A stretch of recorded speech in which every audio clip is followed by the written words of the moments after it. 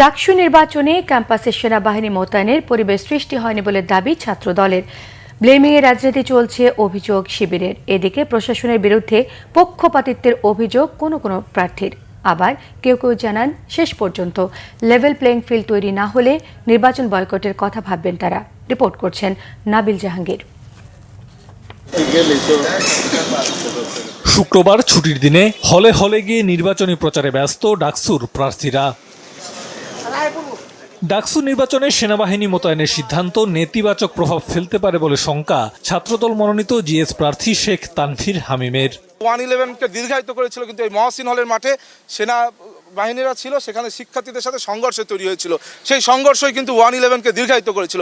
সুতরাং আমার মনে হয় মাঝে মধ্যে যে এই ডাকসু নির্বাচনকে কেন্দ্র করে একটি দূরভিসন্ধিমূলকতা রয়েছে কিনা, যে জাতীয় নির্বাচনকে পেছাতে হবে, দেশে একটি অরাজক পরিবেশ তৈরি করতে হবে। যারা 5ই আগস্টের পূর্বে এই বিশ্ববিদ্যালয়ে বিভিন্ন ছায়াতলে ছিল, যাদেরকে শিক্ষার্থীরা কিন্তু ওই ছাত্র সংগঠনের নেতা হিসেবে চেনে না, তারাই নিজেদেরকে চেনানোর জন্য এই সকল মুড়ি পার্টির নামে বিভিন্ন উপঢৌকন দেওয়ার ব্যবস্থা করে নিজেদেরকে চেনানোর পায়তারা করছে।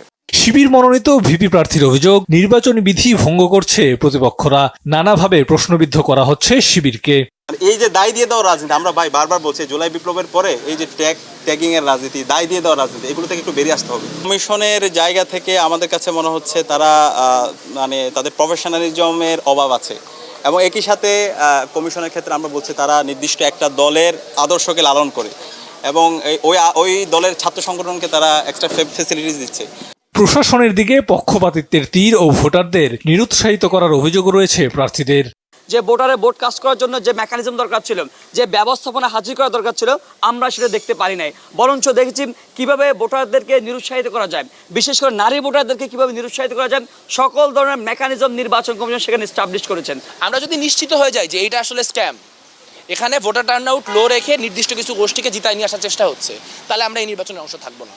কিন্তু আমরা শেষ পর্যন্ত চেষ্টা করতে চাই, আমরা শেষ পর্যন্ত দাবি করার মধ্য দিয়ে আমাদের যে দাবিগুলো সেগুলো আদায় করার মধ্যে দিয়ে একটা সুষ্ঠু ডাকসু নিয়ে আসতে চাই। তবে ডাকসু নির্বাচন কমিশন বলছে মাঠে লেভেল প্লেইং ফিল্ড বজায় রাখতে তারা প্রতিশ্রুতিবদ্ধ।